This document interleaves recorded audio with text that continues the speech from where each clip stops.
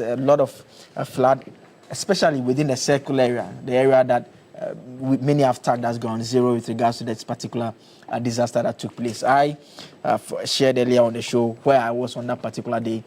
It rained so heavily, everywhere was flooded, the lights were out, my phone was virtually dead, and by the time it came on the next morning around 10 a.m. and I got online, I realized that a lot had happened within that short period. Individuals who were moving from various locations trying to get to being forced to seek shelter at a fuel station. They went over there, and I mean, we all saw what happened. That happened there. I have a colleague of mine who actually was at that particular location, and he was moving through the water, and he was telling me always that he kept stepping on bodies. He kept stepping on bodies, and each time he looks at the numbers that were put out in terms of the deaths, he always tells me that he struggles to reconcile it with what he experienced, because he says he could feel he was stepping on human beings, but the numbers are not in that region. But it was one disaster that we all said that, look, we don't want this to happen again. But have we made significant progress? That's a question that I'll be putting and picking the thoughts of my guests in the studio. I'm surrounded by two lawyers and Nana in the middle. Nana Yao Sapo. Nana Yao Sapon. Yeah. Nana Yao Sapon is a senior political aide to Alan Kojo Chairman, a regular on the Tuesday team. Nana, it's good to see you once again. Good to see you, my brother. On Nana's right is Dr. Josiah Akoba. He's a senior lawyer, former principal lecturer at GIMPA. He joined us last week as well. He's becoming a regular stay on Tuesdays as well. Doc, good to see you once again. Thank you. And next to me, my very good friend, I used to meet him a lot those days in court. I used to meet him a lot. Victor Kojoga Adahudu is a legal practitioner. Good to see you once again. It's a pleasure. Hey. Joining us on Zoom as well is Martin Pebu, is also a lawyer as well. Counsel, thank you so much for joining us this morning. You're welcome, Akable. Good morning. Morning to my co-panelists. Before we get into the main discussion this morning, I want to pick your brief comment on the June 3 disaster 10 years on. Do you get a sense that we've been able to make significant progress? I mean, as is the case whenever there's a disaster in Ghana, we say never again. Do you get a sense that we've made progress from where we left off 10 years ago? Well, naturally, we've made some progress in terms of conscientizing our citizens so that we are better informed in order to be able to better hold public officials accountable.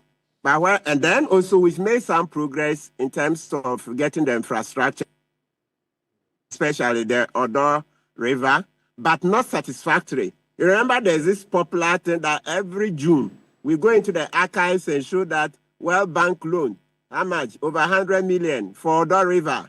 Then this IMF loan, what loans? And yet we don't see the Odo River being properly desilted and properly managed. You remember even in the Sisi-Adapa case, citizens started drawing linkages. That is the money for the Odo River that has found its way to Sisi-Adapa's bedroom, etc.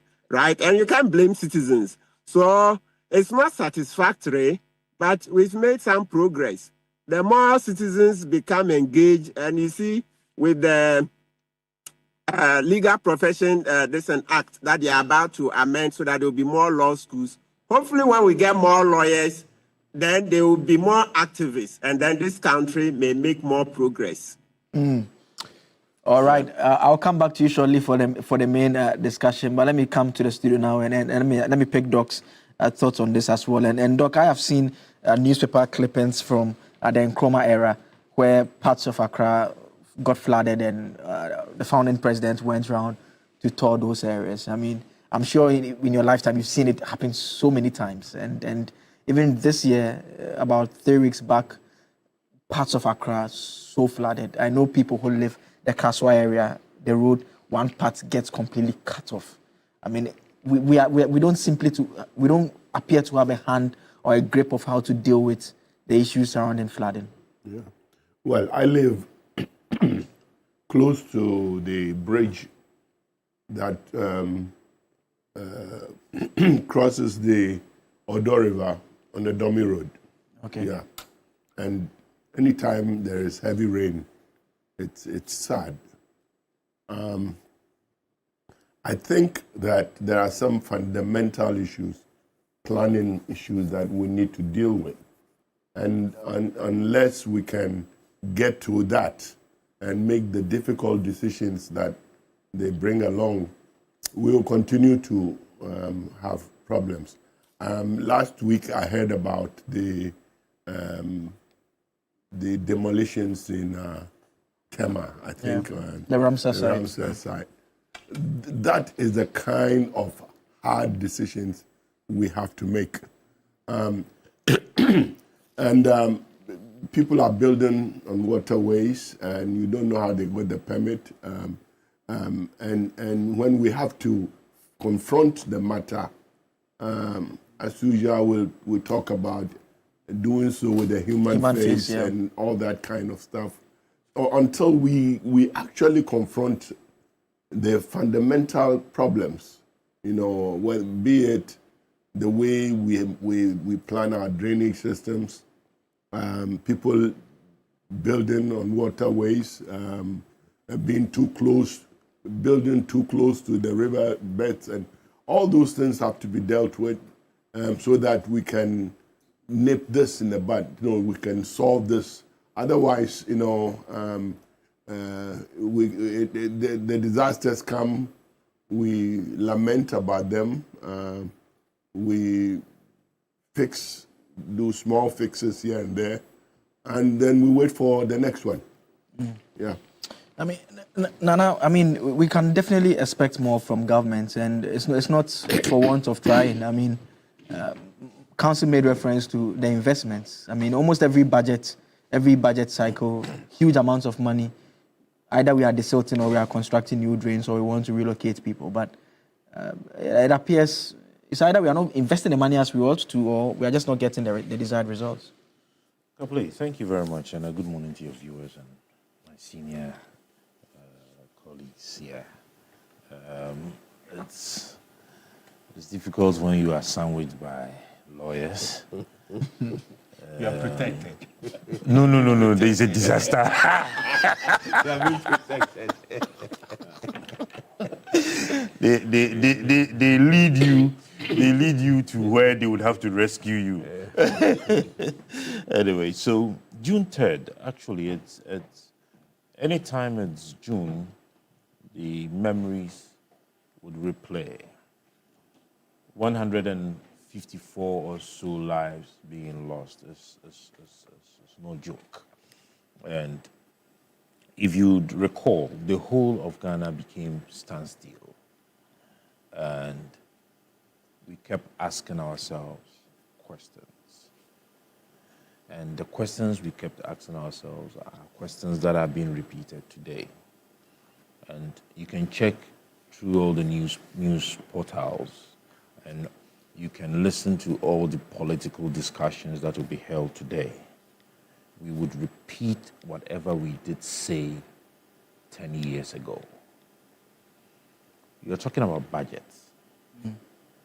The budget can be drawn. The budget can be presented. The budget can be adopted and to be pushed for implementation. But is there that will and commitment to ensure that these things are done? Three major things that causes these floods, right? Number one is our poor drainage system that we have. What have we been talking about when it comes to the drainage systems that we have in Ghana? We have continuously stated that there is a need for our engineers to sit up, look at where Ghana is going, and have a rethink, a redesign of our engineering infrastructure plan that we have. If yesterday, Ghana's population was 10 million, and for that matter, we didn't need bigger drainage. Today, we are in excess of 30 million. Do you not think that as it is, we should also rethink about how our drainage systems would be? Number two, there are poor sanitation management. What have we done over the past 10 years? You are showing footages, and you would see that these same areas you are showing 10 years ago, if you go there today, that same poor sanitation management that was there, you would go and find it there. Drive through Kaswa. When you're going to Kaswa, the overhead. You know, on the right, the market. Then on the left is the overhead wall. It is as if that is where we have the dumping site. We had the AMA boss on the streets of Accra trying to decongest the place. This is the first time we are seeing it. No. So the government and the people all do not have that commitment to personal safety. Because if you did, you would consider the management of your sanitation properly. People gather refuse in their homes. When it is raining, they dump them in the moving water, the flowing water. What do you expect to happen? The other point is the laws and the regulations when it comes to constructions. Just as Doc said, there are some of the things that you need not to add a human face to it. Because you leave that single person to construct or build on that waterway, and at the end of the day, it causes problem or challenge for over 100 other people. What do you expect when the rains come? Yeah. So we need to be able to be committed. It is not just about paperwork. Okay. It is not about allocating money in the budget, go to parliament to read it and we'll clap hands for you. But it is about a commitment. Whether or not these monies that are committed to these things in our budget are indeed monies that go and that indeed the technocrats use it for what they're supposed to use it for. Because some of these monies, when they allocate them, that is the time they hold very big workshops and training programs. Capacity building. This is reality. Okay. So we need to show some sense of commitment. Because, Akable, if your family member was part of the 154 that passed 10 years ago, a talent is gone. Probably he was a Joseph of the house. He is gone. You would not smile at these things. Let us show some serious commitment to ensuring that indeed the phrase we use, never again, indeed it will be never again. And I made reference to a couple of weeks, 3 weeks back, when many parts of Accra was flooded. There's a particular video that I saw which was very disturbing, Council. It's a video of a gentleman who fell into the water. The water was taking him away. About 4 people went into the water. They struggled for minutes before they managed to pull him out. And they put him on the dry surface for a while. When they managed to resuscitate him and he stood up and he was walking away. I was just watching it and I can't imagine how he basically saw his life flash. He was a second away from death. Yes. He was in the water for almost 10 minutes. They were struggling. And comes to the point everyone makes around the table, there's a citizens part of the conversation, then there's also the government part. But largely, one would argue that government has to take the lead and be very tough so that we take the necessary measures that we have to. Yes, thank you, Akable. And just to associate myself with my colleagues on the panel, the issues we have, we are talking about government, like you rightly put it, government and the citizen. when it comes to government, what are the factors, what are the issues, why government is not able to assert itself to enforce the law? And one of the issues you would see that permeates everywhere is about our partisan nature as citizens. We are very, very partisan that when you even vote in a government or an authority, who the person you think this person is capable and will be able to deliver the goods we want. When he decides to go in to deliver, put things in the right place, we are the same people who comes around and say that if you do A, B, C, D, we won't vote for you. And they have come to realize that when the threat, every time we won't vote for you, the politician is coward. Right? And because he may lose his votes and may not be able to exercise that power, he's cowed into submission. So, half-heartedly, he wants to The politician is tamed. do the job, right? He was designed to do the job, make sure he puts things in place. In another vein, he's also thinking, if I lose my position, and it is the same citizen, his family, his friends are telling him that you will lose your position if you do A, B, C, D. So why are you putting the authority? And we are the same people who come back and accuse government that government is not doing its bit. Like you said, it's an issue about planning and engineering. And when places are demarcated, I think, was it even some few months ago, we even saw the president going to around the Malam area, right? They said, look, no, you can't build on watercourse. It's the same people who voted for him and said, we are happy you will lead us to do the right thing, are the same people criticizing and the regional minister and the rest. We do this so that our engineers and even planners are not able to go and enforce and see that this is the laid down plan. People are building on water courses. And because they have some political influence, they have influence from authority, they are the same people who come. So what do we do now? I think it is time for government and the citizens themselves to decide and say that, look, for the good of society, we cannot allow one or two people to block the water courses. We cannot allow other people to obstruct what is good for us. We've had all these problems time immemorial. Every day when it happens this way, they say we are forming a committee. A committee should come with recommendation.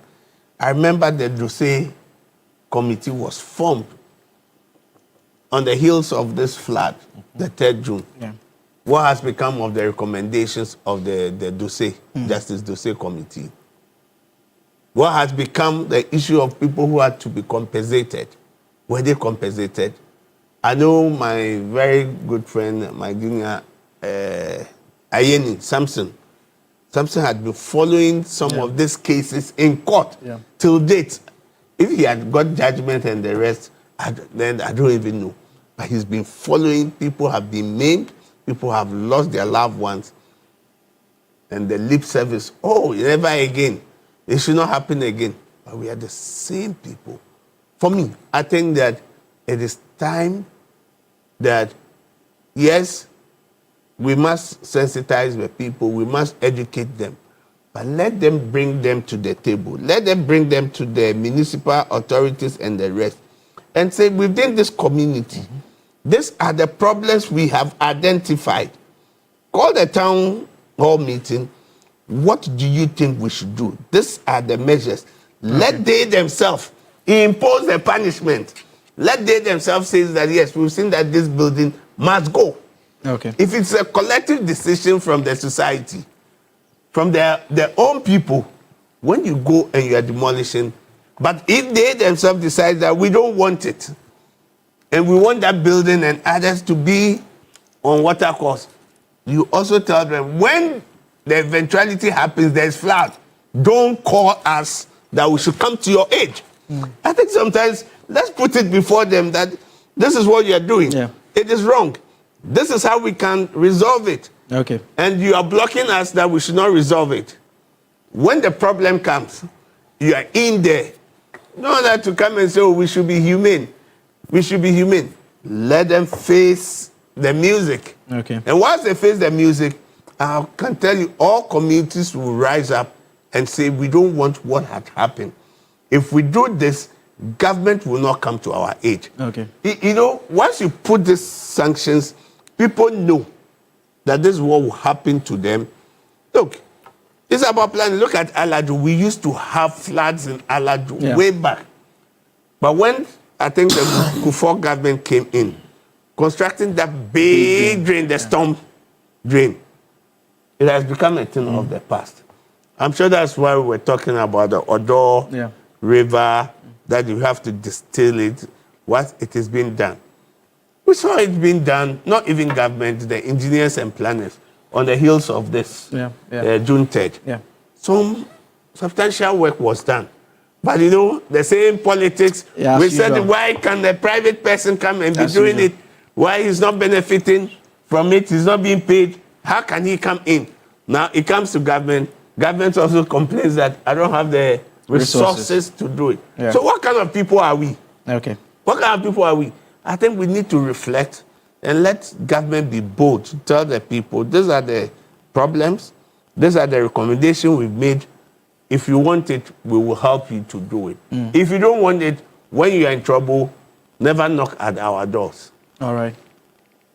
And I mean, this morning, we just want to say a special good morning to all those who lost your family members. There are those who your lives were changed completely as a result of this unfortunate disaster. And whereas for many people, June 3rd will just be a reminder of what happened. For you, it will be a scar that will be very difficult to heal from. We just continue to wish you very well and hope that the best thing we can do as a nation to honor you is to ensure that this does not happen anymore. Let's now get into our main topic of discussion this morning, the issue surrounding the special prosecutor and the former finance minister, Ken Ofori-Atta. I want you to take a listen to Kissi Agyabin, the special prosecutor, as he addressed the nation yesterday. June 2025. It is more than 3 hours past the scheduled time of Mr. Ofori-Atta's attendance at the OSP, and Mr. Ofori-Atta failed to attend the OSP today. Mr. Ofori-Atta's conduct is totally unacceptable and a baleful spite at law enforcement and criminal investigations. It ends here. It ends today. We will no longer accommodate him. Consequently, the OSP redeclares that Mr. Ofori-Atta is a wanted person and a fugitive from justice. His name is hereby re-entered on the OSP's list of wanted persons. The OSP will take all necessary legal steps to secure Mr. Ofori-Atta's return to the jurisdiction and to answer to the criminal inquiries against him. So that's the special prosecutor, Kissi Agyabin there. And before he came to that conclusion, he had traced a long list of interactions that the office had held with the lawyers for the former finance minister right from January this year, and we are in June, and they've not been able to engage him yet. And now we are told that he's been declared wanted. I checked the Interpol website this morning, the global Interpol website. His name is yet to be entered in there, but we know that the OSP said that they were initiating steps to get his name on that list as well, to ensure that external law enforcement agencies pick him up and bring him back into the country. I want to start a conversation with counsel on Zoom. Mr. Kwebu, if you can hear me, I just want to pick your thoughts generally on what we've seen play out from January to June. Back and forth. We are now leaning towards the possibility that the investigative body or the prosecutorial body may have to proceed without the presence of the former finance minister, Ken Ofori-Atta. Well, I must say that my first comment is that Ofori-Atta is not shown good faith. Yes, he's not shown good faith at all. The way he has behaved in this manner just ties in with the way he conducted himself as finance minister, that he never showed good faith. It was all about himself and his family. So you see how he has stood the OSP up I mean, how can you arrange a meeting more than 3 months? And then it turns out that by 1 month, about 1 month after you had agreed to the meeting, you knew that the main reason for which the meeting was postponed did not happen. That is his surgery. The surgery didn't happen. And yet he failed to notify OSP that, oh, I've not done the surgery. Can we reschedule so that I can perhaps come home earlier so that I can come and deal with this matter, etc. Oh, Ofori-Atta, it's been a fraudulent conduct, to be honest with you. Yeah, very fraudulent, because you know that you were going to do surgery. That is why you were given June 2nd. But by March 21st, you knew that the surgery was not coming on, because, and even it's not that date, OSP has been very charitable by saying by March 21st, because after February 18th, I think around 18th, that's when he was taken off. He was declared wanted on the 12th, right? Then I think it was around 18th he was taken off or something like that. Then, because he was going to do surgery on March 20th, 21. So what I'm saying is that I'm sure at least a week before the scheduled date for the surgery, it was clear to him that the surgery was not going to come on. All right, but maybe I can still go with the OSP that let's just use the March 21st, because that was the day of the surgery and surgery didn't come on. So from March 21st, you keep quiet. You don't inform the OSP that the surgery hasn't come on. So can we do something? You wait till 28th May, about maybe 5 days or so, 5 or 6 days to the scheduled meeting. That's when his lawyers wrote to OSP asking for an adjournment, or call it extension of time. It's fraudulent conduct. It just tells you that's how Ofori-Atta has always behaved. No wonder his colleagues in parliament, led by, not his colleagues, the parliamentarians, led by Andy Kubi, all right, made a revolt and said Akufo-Addo should sack him. But Akufo-Addo wouldn't sack him because Ofori-Atta was making money for their family. Ghana borrows, and then Data Bank, which is substantially owned by Ofori-Atta, makes its cut. Ghana borrows, Data Bank makes a cut. Ghana borrows, Data Bank makes a cut. Counsel. So what do you expect? I mean, yeah, so the point I'm making is that this is how Ofori-Atta has always behaved. So it's good that OSP has declared him wanted, and then he would eventually be caught somewhere and brought back home. It's a shame that the finance minister, I remember the days were in opposition, and even when he came into government, he would quote the Bible at the least opportunity, quoting the Bible left, right, center, left, right, center, left, right, center, and then look at how he behaves. I mean, it's so shameful. The Minister of Finance can behave like this. He has his hands in most contracts. You see the number of cases he's being sought for. National Cathedral. Counsel, in terms of the interaction that the special prosecutor has had with him so far, I mean, the point that the critics, I mean, of the OSP, the point that they will make will be to the effect that, look, everyone in Ghana knows that Ken Ofori-Atta has not been well, even when he was in office. I mean, and given the fact that it's a medical condition which sometimes could be a fluid situation, is it not only fair that we hasten a bit slowly in terms of the suggestions that he's refusing to show up, particularly because we all know that he's not been well for some time now?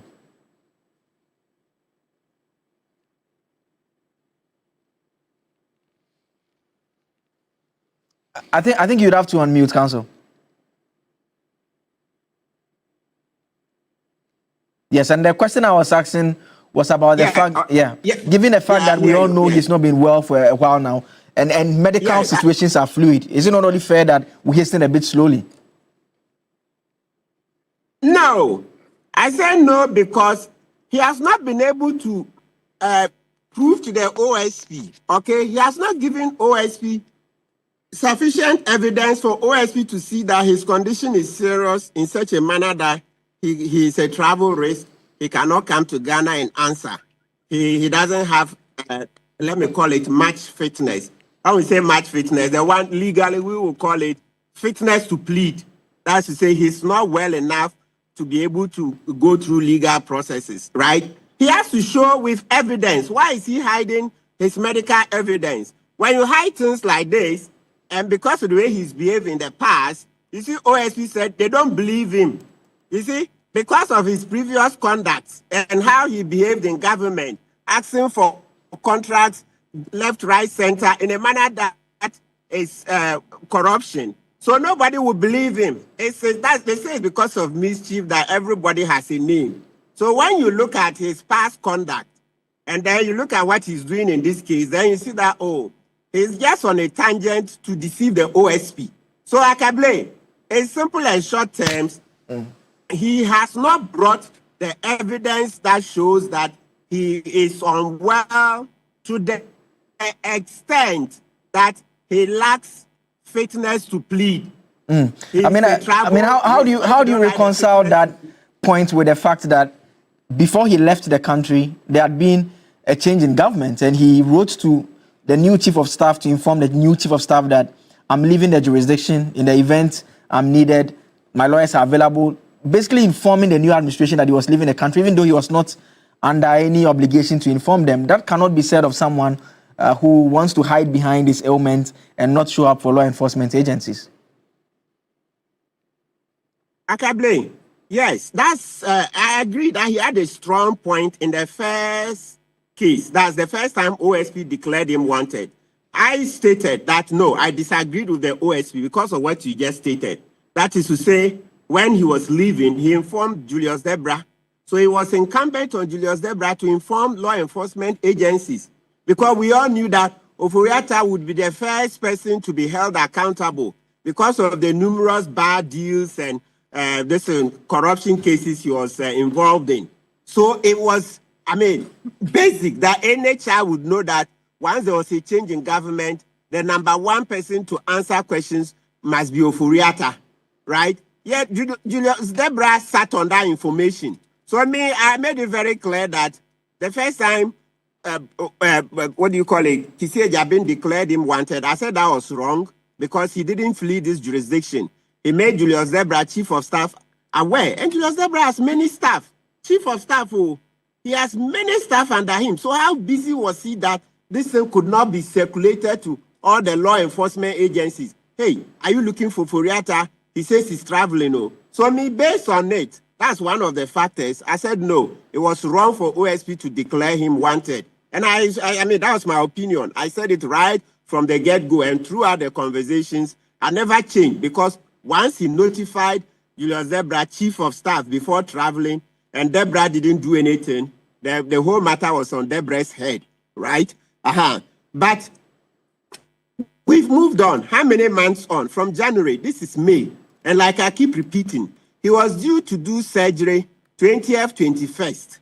It didn't come on, and he didn't inform OSP, and waited about 6 days to the scheduled meeting. Then his lawyers write to OSP. His lawyers don't even add any tangible excuse duty. They don't add the right medical evidence to persuade the OSP. That kind of letter was quite shambolic. I can't believe it. You would know that this Ofori-Atta case is a very serious matter. So if a lawyer is asking for an adjournment or an extension in such a case, the lawyer better be prepared to give OSP as detailed information as possible. And don't forget, when you deal with Kissie Jabin, he treats a lot of these matters confidentially. You remember even in the Ofori-Atta matter, a lot of us criticized him for not giving us as much information as we wanted. So Kissie is somebody who respects privacy, confidentiality. Look at another case. You know the Patience Botwe case. The lawyers in the Patience Botwe case applied to the OSP to get Ofori-Atta's statements, the FBI report, etc., to be able to assist Patience Botwe in her defense. OSP refused. So eventually the lawyers applied to the court. OSP opposed the application and opposed it to the hilt. But finally, Justice Marie-Louise Simmons had to then rule in favor of Patience Botwe that OSP should release. Even that one, it's not everything that they released. So my point is that Kissie Jabin, for crying out loud, is a lawyer. He knows the boundaries of privacy and confidentiality. So Ofori-Atta and his lawyers have no business hiding the requisite medical reports from. Okay. We seem to have lost counsel briefly. We'll reconnect to him once the connection is much better. Let me come into the studio now. Let me start from Doc now. And then Doc, I mean, those who criticize the former finance minister strongly about his explanation about his health condition, they make the point that this is a man who was in power for so long. He was unwell. There were times that he had there were suggestions that he had abandoned post to seek medical care. He never resigned. He stayed on. There were pressure piling on government to sack him. He stayed on. He never stepped away from office. And all of a sudden, your government leaves office and law enforcement is looking for you.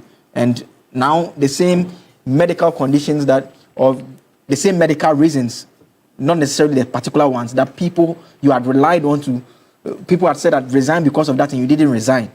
Now that is the basis upon which you don't want to show up for law enforcement agencies. I mean, I don't know how you balance the two concerns that are being raised. Here's a man who says he's not well, but he still stayed on in power, and now he doesn't want to show up to be interrogated by law enforcement agencies. Yeah. Joseph, first of all, let me greet my friend. I've never met him, but we've done some texting. Martin, perhaps one of the young lawyers that I admire very much. Yes, I think that we should expect more from Mr. Ofori-Atta, risen to the high office of Minister of State, Finance Minister. We should expect more. Our children are watching all this. Now, my friend is here. Seeing him in the studio this morning reminded me of a story that I've told before to my students. At one point, the first time in my life as a lawyer, I was in the dock. I was in the witness box. He was our lawyer. I was representing an institution. And yes, we were suspect, And after standing in front, I had to ask permission to sit. And after the day in court, there was a lady I knew from Tema who was in the court. He came to me and said, "Doc, didn't the judge know who you are?" Now, after you can stand in this witness box. I said, well, that's the way the system works. In court, we are all equal before the law. That is what Mr. Ofori-Atta and his lawyers have to understand. There isn't one law for our drivers and our village folk or whatever, and then another law for the big men in Accra. We are all equal before the law. And under our jurisprudence, a suspect does not determine the mode of investigation. You don't tell the law enforcement agency how they should investigate you. You can make suggestions, but it is for them to determine how they will do their investigation. So for me, it's as simple as that. We are equal before the law. And he should just come and face the charges, the issues that are being investigated. I think that I agree very much with my learned friend that he has not been fair to the special prosecutor and to the people of Ghana. Okay. You knew since March 21st or something that you are no longer going to have the surgery. You wait until 6 days or so before the day of the meeting, and then you don't know what their plan is in the office, or what else, what they have to put aside to meet you. You just spring it on them and you bring a lab report, a biopsy. No. We expect something, and the lawyers, I think, must know. I don't want to criticize his lawyers, but, maybe he's not taking the advice. But you need to bring to the investigator, to the OSP, something more substantial than a biopsy report. A doctor saying that this is this and that and that and that is why he can't make it and he will come some other time. Again, you mentioned that we've known that you've had health challenges. Now, at my age, I understand health challenges. We live with it. And when it gets to a point where it will disturb a normal course of living, you get a report. If you are under contract somewhere, you show an excuse duty. You just don't come in any time and expect to be treated as a special person. I think that the lawsuit at the in the Human Rights Court and all that, it just shows that for too long we've had in this country some people who believe they are superior to the rest of us, and they are entitled to some special treatment. I think now the new day in Ghana, part of the reset is and should be that we are all equal before the law. And when it's your turn, it's your time to face the law, you will face it. Let me come to Nana now. And Nana, I want to start off by picking your thoughts on those who take the view that the OSP is partly to blame to the extent that he's been very charitable with how he's handled this particular matter. And if you go on social media, people make the point that you can't imagine a situation where an ordinary person, someone who is accused of committing any crime, law enforcement will basically find you and pick you up. They don't contact you. If you are not around, they'll find you wherever you are and bring you down. It's not a conversation about I'm not well and I'm writing letters and you say, okay, I agree with you. I'm giving you this time. I'm giving you this time. And the OSP himself admitted to that. He said they've given him a long rope and he's tied himself. I belong to that school of thought. And on this your show, I've made that same statement, that I even suspect the OSP when it comes to the issue about Ofori-Atta. I'm trying to draw the relationship between the OSP and the Ofori-Atta family. I want to see if there has ever been a relationship between them. Because as I sit here as an ordinary Ghanaian citizen who has no knowledge in law, right, the OSP, Ghanaians should suspect the OSP having some underdealings with Ofori-Atta. Okay. A suspect is a suspect. There is no redefinition of a suspect. What am I called law school? You define a suspect as an individual or individuals, all right, who have committed or have the intent to commit a crime. Is that not what it is? Now, in this case, the alleged crimes that has been committed or are said to have been committed by Ofori-Atta is known by all Ghanaians. Do we not know about the cathedral case? Do we not know about the ambulances, the payment that was made to the daughter of the president? Do we not know about the other SML and other cases that we all do? When somebody is a suspect, does not mean the person has committed a crime. It says that the person is alleged to have committed or about to commit. So whether or not, the question we should be asking is that, does the OSP have the capacity or the mandate, Dogo can profit jurisprudence, within this jurisprudence, to have called Ken to answer to these questions? Yes, if you look at the Special Prosecutors Act, Act 959, all right, reading, I think, from section 28 down to 30, if you seek for information from somebody you suspect to have information, there are procedures. Why should Ken Ofori-Atta be treated differently? I don't know how to say that in English. But and we acknowledge the fact that Ken is unfit. Nobody in Ghana does not know that the man has not been well for some time now. And we sympathize with him. In fact, some of us have been praying for him so that he gets well. Because for the money we would collect. So it is our prayer that he stays alive and stays strong.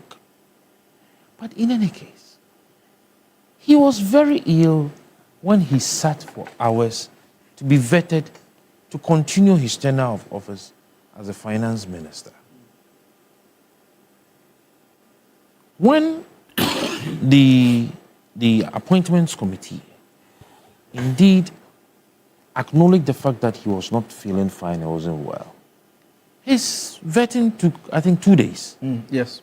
In fact, they had to take a break in between. They took, and they came no, sorry, again but the they took following a day. break in between, came and then took a break and closed for him to go have his medication and then rest and come for the following day. How different is it being called to be questioned about some details? You understand me? Now, the timings and the technicalities his lawyers want to use is what actually baffles many Ghanaians. Doctor, you have an appointment with a law enforcement agency. You, who is a suspect, decides to determine the time which you want to be questioned or have the interrogation. The time draws near, you don't say anything about your rescheduling of your surgery whatsoever it is. Just some few hours to the day. Then you want to let them understand that there was a reschedule. Are you telling us, as Ghanaians, that you never knew about the rescheduling of your appointment with your medical team until that last minute? Ken and his lawyers are just taking Ghanaians for a ride. It is the disrespect for me. I mean, the disrespect for our laws, the disrespect for our institutions, the disrespect of our motherland. This is a country that gave you an opportunity to serve as a finance minister. This is a country that has given you an opportunity to establish businesses at the detriment of state institutions. Martin made a point about data bank. All in this country. The work data bank is doing and is did for government. Is it something that NIB cannot do? Is it something that GCB cannot do? Why are we doing this to ourselves as a nation? He's said to be associated with another insurance firm, enterprise. Yeah. The work they did for government. Is it something that state insurance company SIC cannot do with all the infrastructure that SIC has gotten or they have? So if this country has given you this level of opportunity, is this how you say thank you to us? All we are saying is that come and answer to some allegations, some suspected corrupt activities that is said to have taken place during your tenure.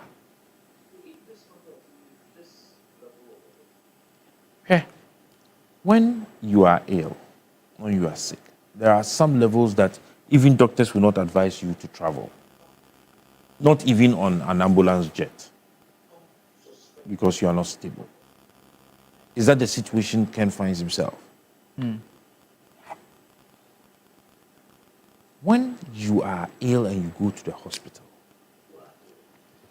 every proper hospital would have your records and would find it so easy per their rules, administrative rules, to issue to you a medical report, to submit to your employers, to submit to the security, to submit to high commissions and embassies, to attach to your documents. If what the OSP is doing, if he and his lawyers have respect for our laws, they will not just write empty letters and submit them to the OSP and to Ghanaians.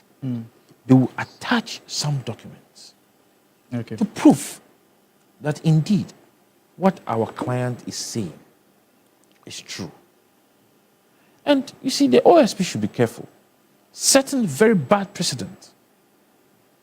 Because tomorrow, if I am called, I would also want to determine the mood and the procedure that should be used. Okay. I heard Martin talking about the chief of staff, the letter Ken wrote to the chief of staff. I don't know when that letter was written. I don't know the date. In January, before the OSP's initial invitation. Which part of January? Was it before swearing in or after swearing in? After, because it was to the current. Now, the basic question we should ask is, per the laws we have in this country, is it the chief of staff that controls the state security agencies?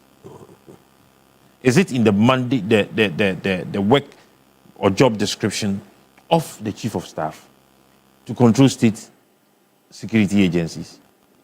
No. In fact, could the chief of staff have refused Ken from traveling? I don't know. What we are a lawyer for? It doesn't exist. Not in our laws.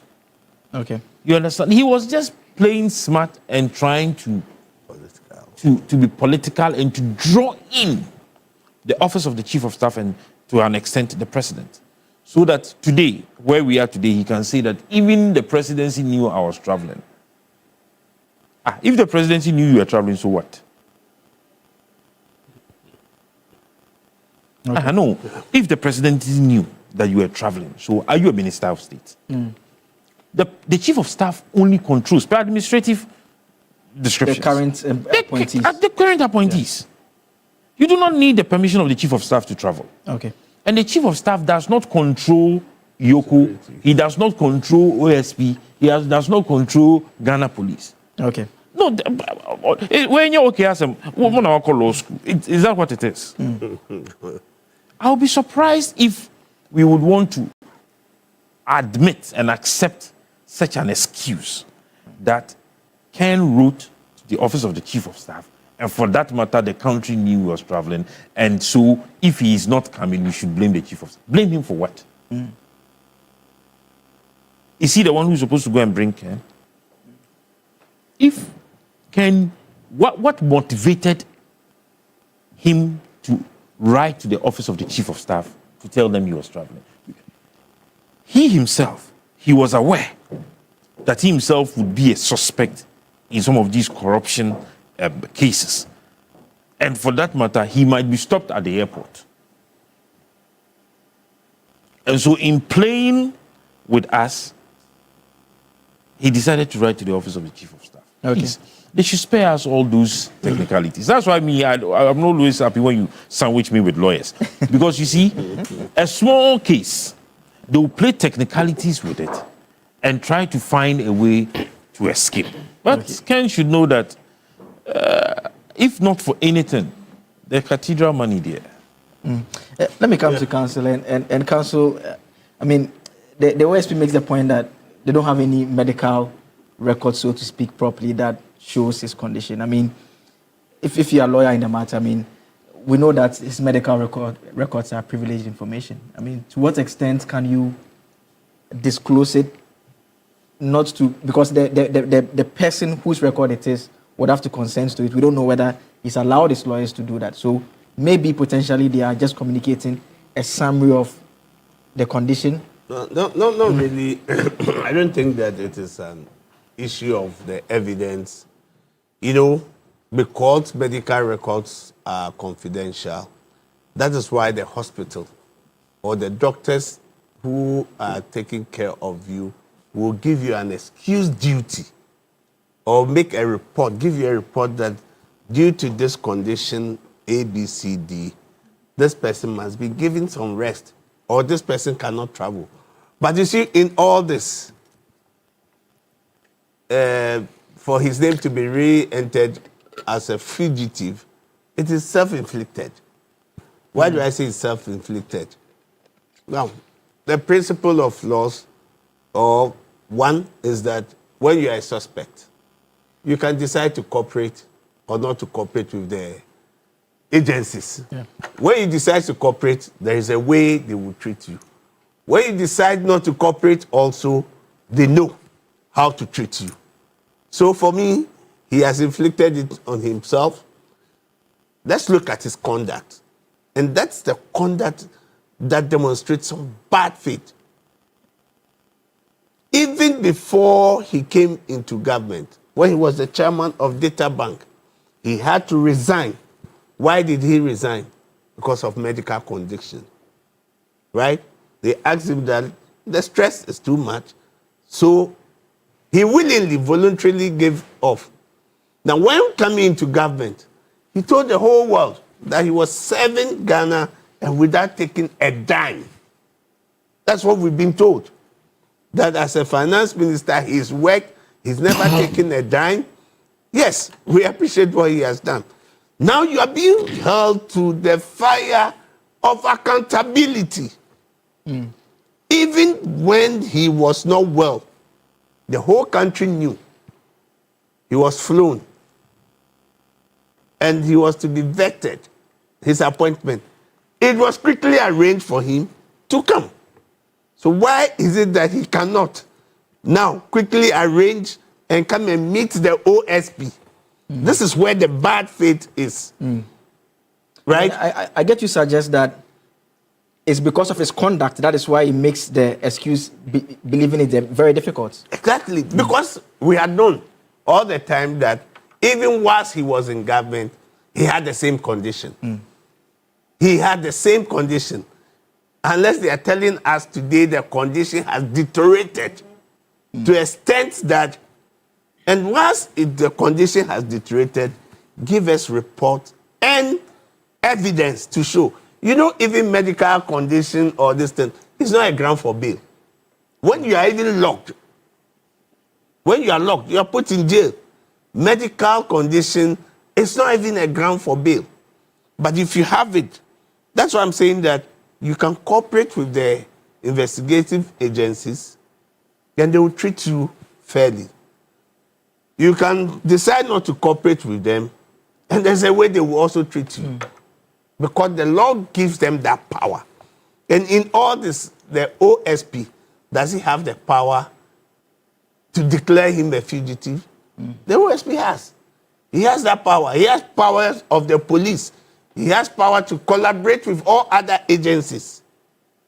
And, you know, when you look at the chronology of what we are being told, the OSP has told us, the kind of letters that came from his lawyers, it tells you that he's just playing games. And, you know, this is a country where, and where you are, people see you. I'll tell you that, look, there's surveillance all over going wherever you are. If we become a global village with your phone, they can track you everywhere you are. It's become a global village. So they know. So I'm sure that whilst they are saying that nothing that you have brought shows that you will not be able to travel, to come for your stewardship, give accountability for your stewardship. Why are you running away when it comes to the time of accountability? I mean, his lawyers have made the suggestion that he can do a video interaction. You see? And the OSP has said that, well, they've rejected that. But I'm looking at a report from the OSP. It's the OSP report on the Airbus investigation. And if you go to page 14 of that report, it says the OSP interviewed former President John Dramani Mahama on 5th January 2024 in Accra. Then on its own, the OSP located and interviewed Samuel Adam Foster, Philip Sean Middlemiss, Leanne Sarah Davis, and Sarah Fenu outside Ghana in March 2024 in the presence of their counsel. There are those who are asking the question that, I mean, this has been done before. Why can't the OSP consider? You see? Why they make the point? Why can't the OSP consider perhaps going over and doing the interview like they did in this situation? That he did in this situation. Yeah. They are comparing apples with oranges. Okay. The president, there was a physical interaction. Not the president. The physical is not, then the outside Ghana is not in relation to the president. It has to do with the other individuals. Yes. The other individuals. That's why I told you that if you want to cooperate, if you cooperate with the people, the former president cooperated with the OSP. The people over there also cooperated with the OSP. That is where their lawyers can make suggestions and say, but you see, you don't determine how an investigative agency goes about their duty. It is the only thing they give you. And I understood that there is an underlying policy by government, every government, that even if they are holding you, they are inviting you. That may be what may be the difference, that somebody who has served this nation, right? And with the change of government, you cannot treat him anyhow, right? So there is some underlining that we extend some courtesies to you. But once you want to breach the courtesies, they will deal with you as it ought to be. There are people, I can tell you, former ministers who are before the NIB. Have you ever heard any of them? No. Have you had any of them sleeping counterback? No, it is because they decided to cooperate with them. I always meet them, party functionaries, former chairmen and the rest, they meet them. But once you demonstrate to them that you don't want to cooperate with us, that's when they kick in their powers, what they can do. Now, if the OSP thinking that, look, these are the people who were in London, the number, if I look at the number in London, I can go to London and do all at a go. And that will even be more convenient and cheaper for me, or looking at them also coming. That is a decision that has been given to them. Because those who make reference to this make the point that if you pick someone, Adam Foster, he had been declared wanted by the OSP under Martin Amidu, the first special prosecutor. Yes. And so the point is that this is a man that you've also declared wanted. And he is saying that, well, I'm not well. And yesterday at the press conference, the question was asked that, is there the suggestion to even investigate? And the references to, I mean, the letters that have been written, I have seen one of such letters where the doctors make the point that, well, so the letter here says, I'm writing to inform you that Mr. Ofori-Atta has undergone an MR-guided biopsy and has been diagnosed with prostate cancer. A surgical intervention has been deemed necessary after the testing and MRI and biopsy procedures in March 2025. As I indicated in my February letter, this surgical procedure has been scheduled for June 13, then the doctor's name is mentioned of the department. It is hoped that a closer date may open up. Following the procedure, Mr. Ofori-Atta will require a recovery period before he's able to travel to his home country. Please feel free to contact me if you require any additional information. There are those who are saying that, well, potentially they should be contacting this facility, even verifying whether he's even a patient of this facility. Those should be the basis for the conclusive statement that, well, the way he's going about it, we don't believe it, rather than discounting it on the basis of the interaction between him and the investigative body. No. Well, in the month when you were due to go for surgical, that was in March. He never came on. When was the MRI done? And 6 days to the day that you yourself, you proposed that I have to come, then you spring this one. Why would somebody believe you? Okay. Why will they trust you? 6 days, months has passed. You've never communicated anything to them. That's why I'm saying that they have a discretion. And that discretion that they have determines what they will do. And I'm saying that if there is anything about Mr. Ofori-Atta, it is self-inflicted. Okay. Because he has not demonstrated good faith. It's been bad faith on, and if you take his previous conduct, once he was in government, things that was, everybody knew. There was a point, even when he appeared, excuse my language to see, you could see his eyes were bulging. Everybody knew that this man is not too well, right? So if you are not too well and you have done, why is it that this time your attitude, your behavior is different from what had happened previously. Okay. Right? That is where society and even the OSP and Ghanaians are not happy. And they are saying that, no, don't choose and pick and say, this is how I want to be. It should not be a case of different strokes for different folks. No. Okay. Once the citizens or government or the authority system has extended some olive branch, some discretion and honor to you, it should be measured and same to be done. But if you demonstrate bad faith, they have the power and they'll deal with you. And that is why he's been declared fugitive. Okay. So it is, and you see, in another vein, whilst this was going on, without even communicating to OSP, you have filed in court, human rights court, right, that I cannot be declared fugitive. Because that means that you have predicted, you have seen your acts, that this is the game I want to play. So I will have now go to court. So why didn't you tell the OSP? But now you have to go to court. So the court says that, I think by 18 June or so, that ruling will be given. Yeah. Right? Then you spring and says that it is completely bad faith. And that is what is shown. And if that's what is shown, I believe that the agencies also know, the investigators know how they will treat him. And Counsel, final point with you. I mean, do you agree with the view that his presence is not necessary for the OSP to proceed if they want to do so? Why is it that his presence is not necessary? So was his presence... Because like you said earlier, he can appear and not cooperate. So when he was sick and they were going to the appointment, give him the finance minister, that one, his presence was not... his presence was not important. In terms of the prosecution... No, his presence was not important when he was going to give the position. In terms of the prosecution... They could have interviewed him in terms of the prosecution... No, they could have interviewed him on television. Yes, in terms of the prosecution, you make the point yourself that he can choose not to cooperate. You make the point yourself earlier. He can choose not to cooperate. So he can choose not to... So his presence will not really... Yeah, so if he doesn't cooperate... Says, what do you have to say? Nothing. Oh, no. Nothing. If he doesn't cooperate, they know what to do. And I'm telling you that the consequences will follow. The ramifications will follow. Yes. And if that follows, you don't come back and be crying and say that I'm not being fair. They are not being fair to me. It's just, this is similar to the Wontumi. You know, the systems, the discretion has been given to them. Follow it and do it. But once you choose the other way and you come on the street, we will agree, vary this. Who suffered? I have a... Who suffered? One of my... No, who suffered? So, if he decides that I don't want to cooperate, at the end of the day, when the law is working, he should know that it is his choice. Well, one of my lecturers, he says when it's a question of discretion, don't talk law.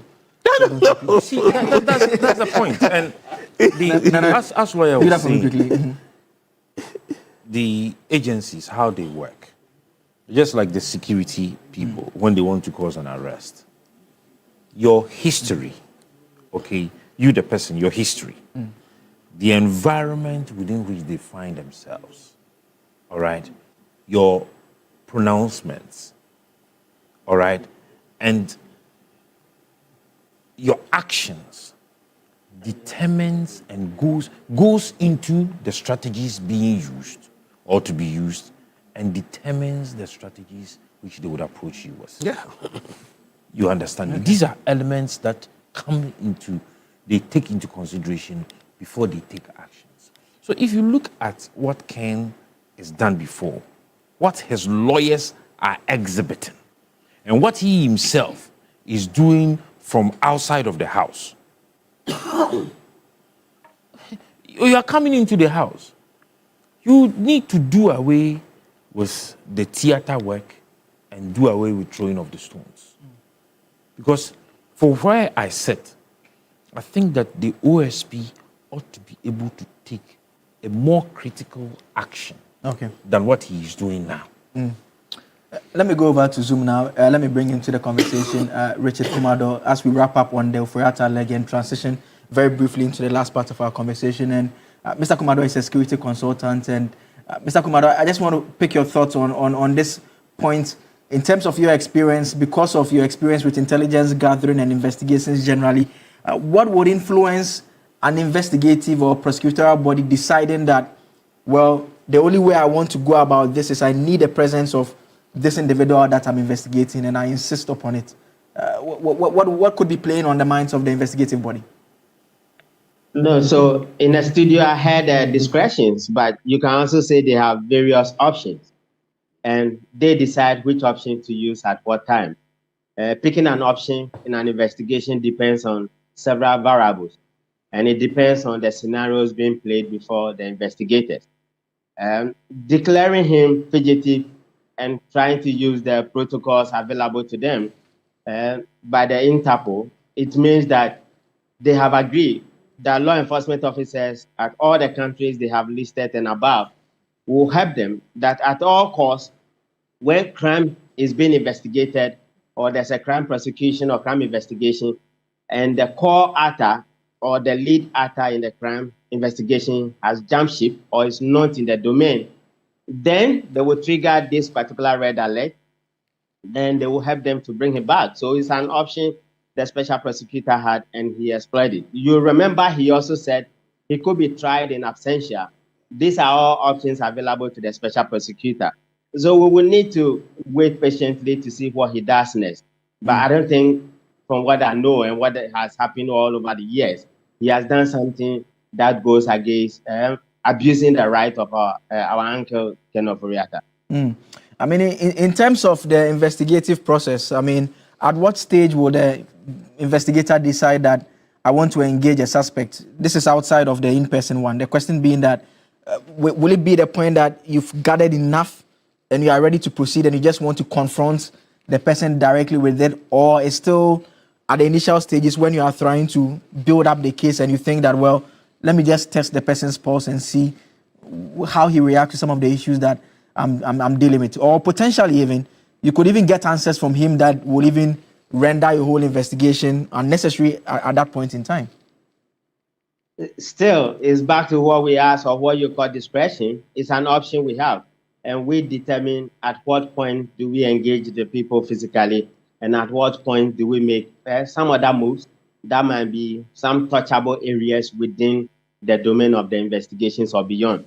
And the way we are going about it, and the way the commentary is being run, and the way questions are being asked, as much as we're trying to explain it, that when you have come under crime notice, or you have come under crime investigation, or you have come under national security interest investigations, reporting on issues or responsibility that has been handed to you, you do not have the right.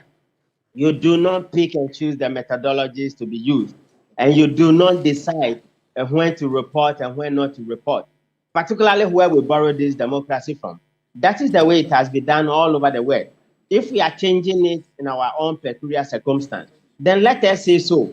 But we hypocritically creating a scenario where we are creating a hostile environment for investigative bodies and institutions with persecutor authorities. What the OSP has done and what Yoko will do, or what the BNI has done, it is a standard procedure. They have the options and they decide which one to trigger at what point.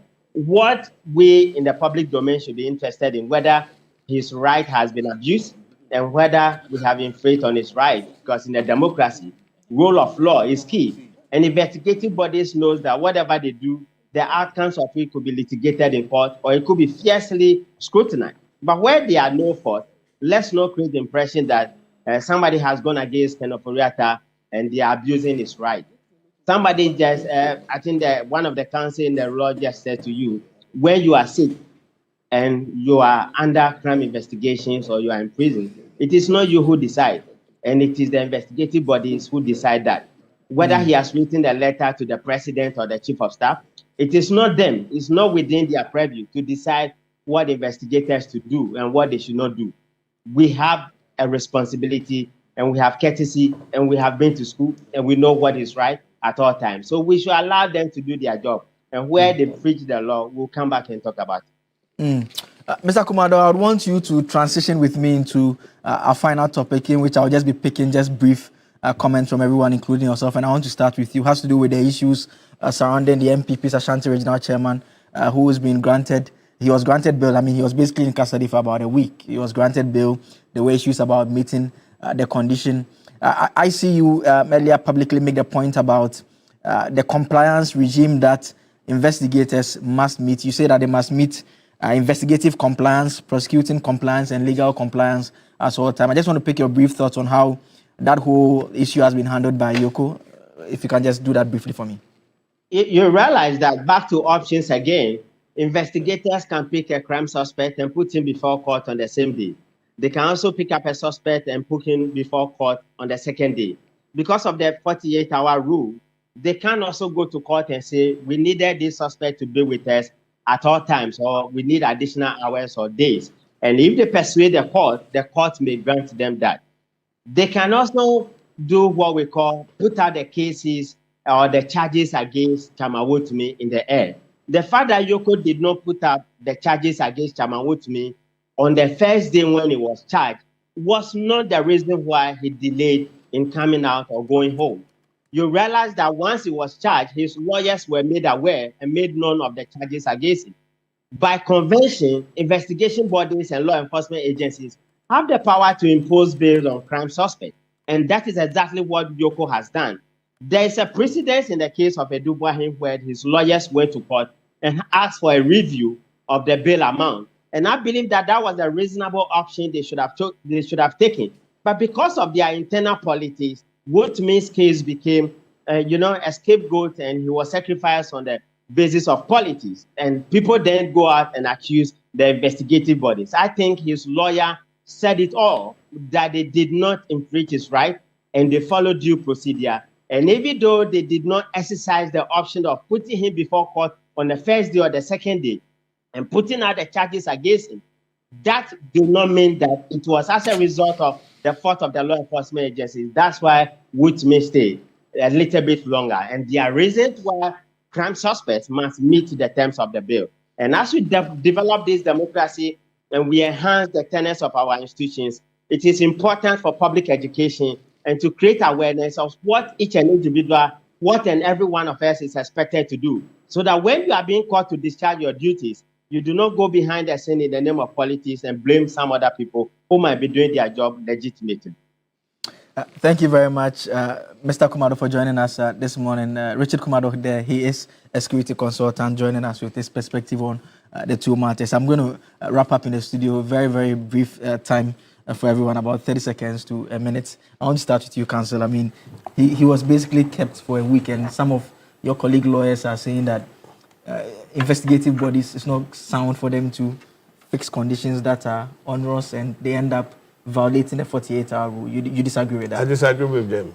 Listen, it is the facts, what they are looking at, the quantum of money involved. You cannot be investigating a case of 1 million and say you impose a bail of 20 million. No, it is the quantum of money that is involved.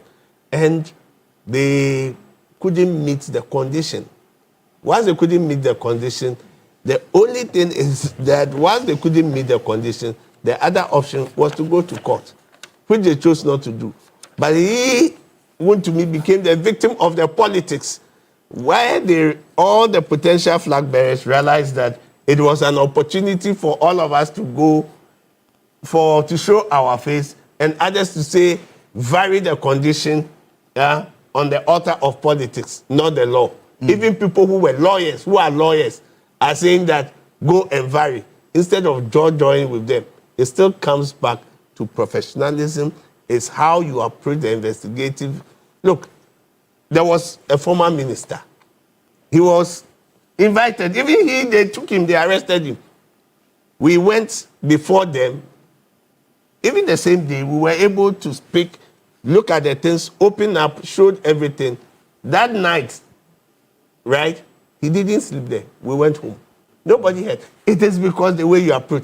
But if you come and you say, oh, it's about politics, I want to flex, they will also sit down. So it is advisable when you are going before this investigative body, don't be belligerent. Be humble. Speak with them. They are human beings. They understand our language. We have all been mates. We go to the same church. They understand the circumstances. But once you go and you want to show him that I am more superior a citizen than you, that is when the man will also show you that I have this option, and the law gives them 48 hours. So I always tell people, when you go before the investigative committees, agencies, anywhere, they have 48 hours. Please be humble. Judge with them, see eye to eye. It is when it is after 48 hours they want to breach that 48-hour rule.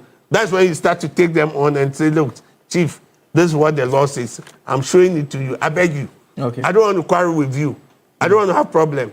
And they are reasonable. Okay. They're reasonable people. So right. I think that he's a victim of their own party politics. And I understood that he said he was on hunger strike.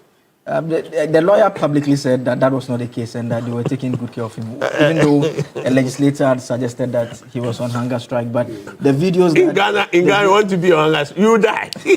Nobody will even sympathize with you. Let me come to Doug before I come to Nana. And Doug, do you agree with counsel's conclusion that he was there for 1 week just because of his own how the matter was handled politically instead of a legal problem? And we heard from his lawyers eventually.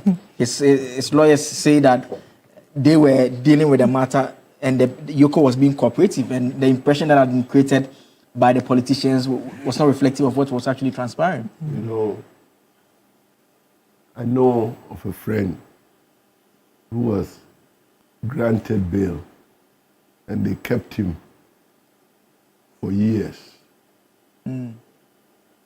Let these politicians remember Gregory Afoko. Gregory, yes. Yeah. Let them remember him. All this theater, this drama, politicians sitting in the street, and please spare us. I see. Let me wrap up with Nana. And Nana, I saw a video of Chairman Wontumi and the jubilation when he was moving around. And I was telling someone that if someone appears from somewhere, like he doesn't know the context and everything, he watches the video, he would think perhaps that is someone who has won an election or. Yes, of course. I mean, it was a beautiful sight to behold. I mean, see the videos on the screen. See the jubilation. Yes. You know, people were excited because he spoke some time past as if he was God of Ghana and that nothing could ever happen to him. He exhibited some characteristics as though he was above the laws of Ghana. And just as our former president said, so I think that in as much as I sympathize with him, I don't wish anybody go to Yoko or go to jail and other things.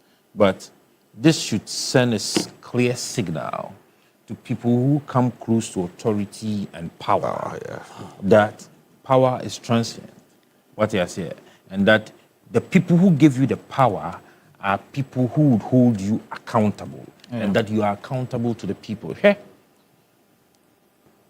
do you know Abongo? About Abongo? Yes, William Tevi. Tevi. Yeah. You know, he underwent a kidney transplant. Yeah, the former but yet was Director jailed of the National Communications Yet was Authority. jailed for 4 years. Yes. You know, a kidney transplant. Yeah. And yet was jailed for 4 years. In fact, I remember during the trial, they had to do 2 days because the other 3 days he had to go for dialysis. Yes. I remember very well. And you remember Alhaji Osman? Yeah. Alhaji Osman was National ill. Security, Deputy National Security Coordinator, a very old man. Then, you see, his lawyers pleaded. I am told that his lawyers pleaded for a house arrest and he was refused. All right? And the current acting CG, you know, his brother was chairman of NCA. Yes, Bafoboni. Yes. Region. Yes. And when he was, I think he was in prison or so, his brother died. And he requested the state to grant him a compassionate leave so that he attends The funeral. And this all happened, Dr. Abrofnaka, in this jurisprudence. Within the jurisdiction. No, Debbie, I don't want to say. Within our jurisprudence. I don't want to say. I want to say within our jurisprudence, the legal systems. Yes. Within the context of our criminal jurisprudence. I don't want to say jurisdiction. No, Debbie. Prof, name me the pa. And somebody wants to be treated differently. Yes. And you see, they are playing games. Oh. You see how Ken is acting. It is not way far different from how Wontumi played. Okay. You understand me? You have a lawyer like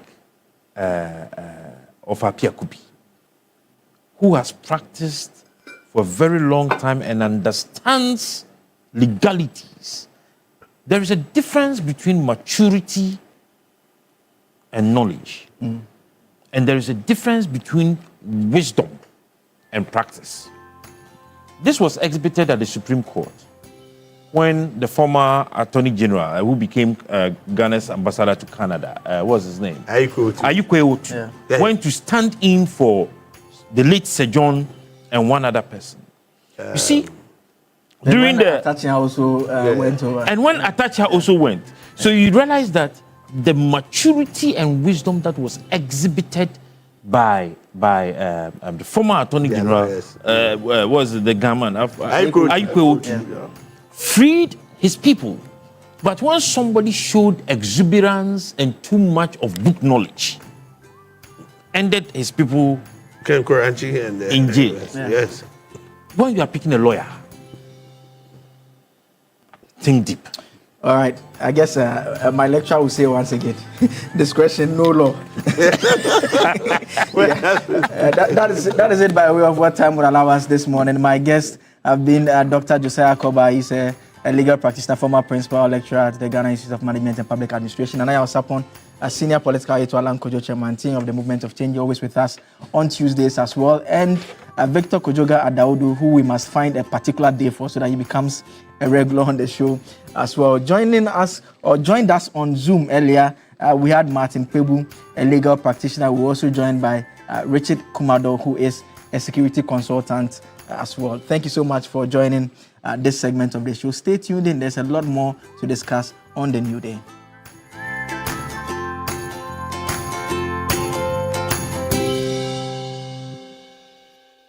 Mamo afisia po